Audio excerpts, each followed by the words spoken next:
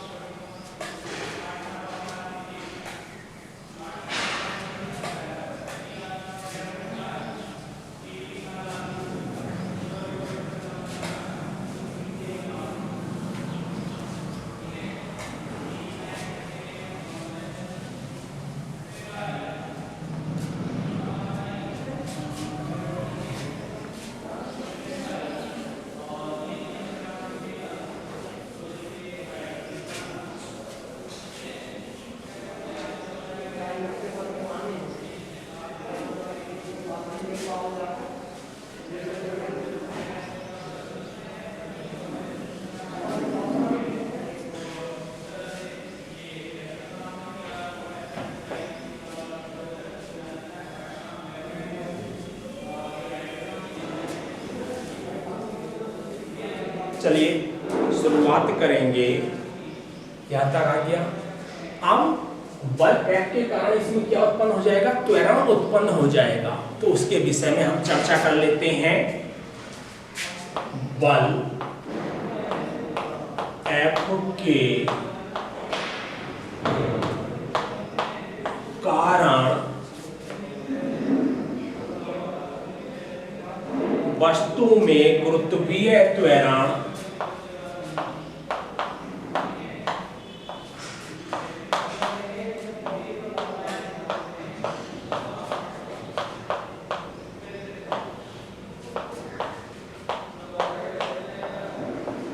Small g से दिखाएंगे।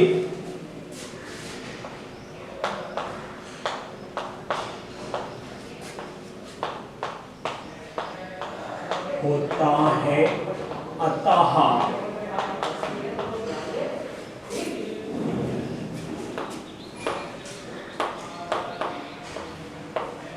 Newton के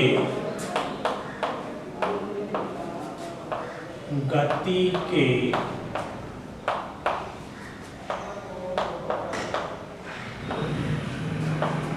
द्वितीय नियम के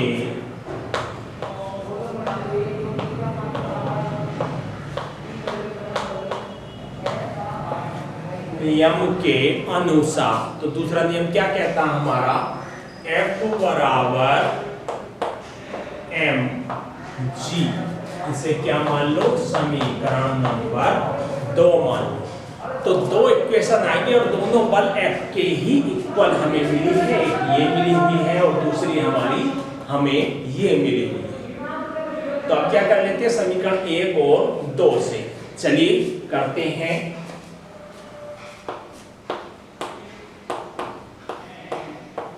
एक एवं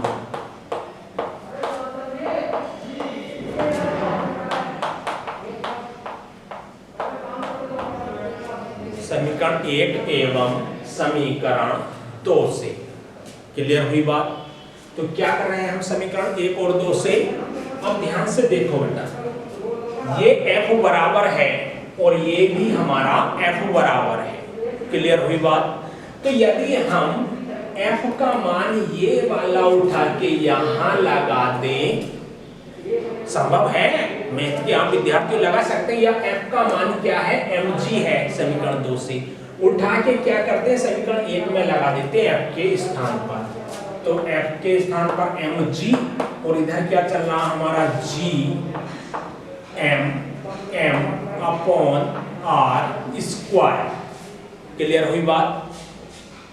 तो आपने कहां तक नोट कर लिया था? पहले यहां तक नोट कर लिया था, ठीक। और यहाँ के बाद अब कहां से करना है? यहाँ से यहाँ तक। तो मैं नीचे वाले को रफ कर लेता हूं क्योंकि स्पेस नहीं मिल रहा है मुझे लिखने के लिए।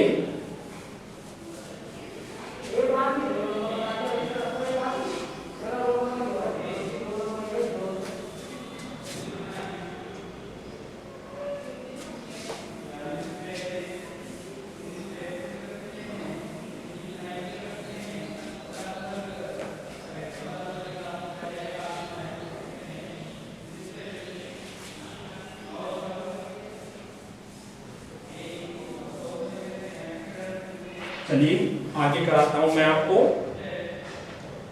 अब ध्यान से देखो, ये जो है हमारा m है, m जो है इस स्मॉल g के साथ गुणा में है, इस और भेजोगे तो भाग में जाएगा यहाँ पर, तो यहाँ नीचे m आ गया, स्मॉल m से स्मॉल m खत्म होना ही है, तो भैया यही कर लो, ये हो गया। क्या बचा? स्मॉल g बराबर g m upon r square, ये हमें प्राप्त हुआ। ये क्या प्राप्त हुआ? g और g में रिलेशन। तो इसे ध्यान से देखो आप, तो इस पूरा ये जो हमें प्राप्त हुआ है, इसमें कहीं पर भी ये मैंने कैपिटल M आ गया, कहीं पर भी स्मॉल m नहीं है। ठीक, स्मॉल m नहीं है, इसका मतलब वस्तु का द्रव्यमान कहीं पर भी नहीं है। इसका मतलब गुरुत्वीय जो त्वरण है वह वस्तु के द्रव्यमान पर निर्भर ही नहीं करता कि वस्तु का द्रव्यमान कितना है, वस्तु छोटी है बड़ी, उस पर कोई डिपेंड नहीं कर रहा है। किस पर डिपेंड कर रहा है? एक तो गुरुत्वाकर्षण नियतांक पर, पृथ्वी के द्रव्यमान पर और दूरी पर, इस चीज पर डिपेंड करना हमारा गुरुत्वीय त्वरण। वस्तु के द्रव्यमान पर बिल्कुल भी डिपेंड नहीं कर रहा है।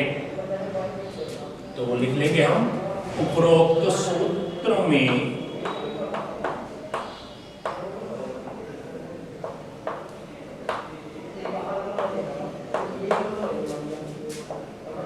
m अर्थात वस्तु का द्रव्यमान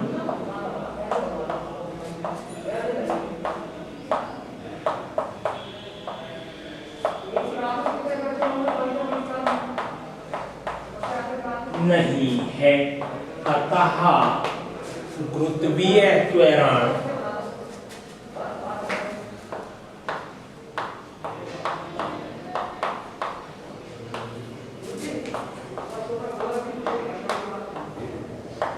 स्मॉल g वस्तु के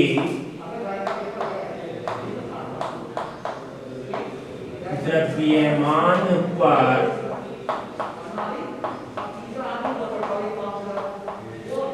निर्भर नहीं करता। मेन पॉइंट आप तक मुझे पहुंचाना था, नीचे मैंने लिख दिया है, जो है m अर्थात वस्तु का द्रव्यमान है ही नहीं, तो गुरुत्वीय त्वरण जो है ये है वस्तु के द्रव्यमान पर निर्भर नहीं करता। क्लियर हुई यहाँ तक आपकी बात? डेरिवेशन कंप्लीट हो चुका है। अब जो हमारी ये नीचे लाइन आई है, इसका मतलब और समझ लेते हैं। इसका मतलब क्या हुआ?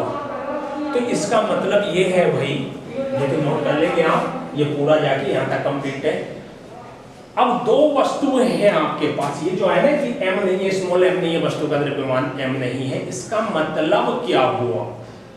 मतलब के बारे में चर्चा करते हैं इसके। इसका अर्थ ये हुआ, एक हाथ में आपके पत्थर है और एक हाथ में आपके कागज है, यदि दोनों को एक साथ छोड़ा जाए तो वो पृथ्वी पर एक साथ पहुंचेंगे, किंतु ऐसा होता नहीं है, ऐसा संभव नहीं है। क्यों? चूंकि यहाँ वायु उपस्थित है। तो एक प्रयोग किया गया था, इसमें प्रयोग में क्या हुआ, एक बड़ी सी नली ली गई जिसके अंदर की वायु निकाल दी गई और उसमें निर्वात उत्पन्न कर दिया गया।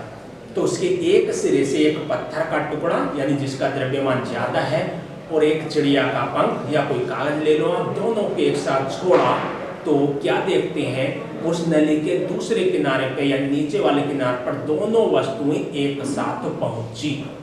तब ये प्रूव हुआ कि गुरुत्व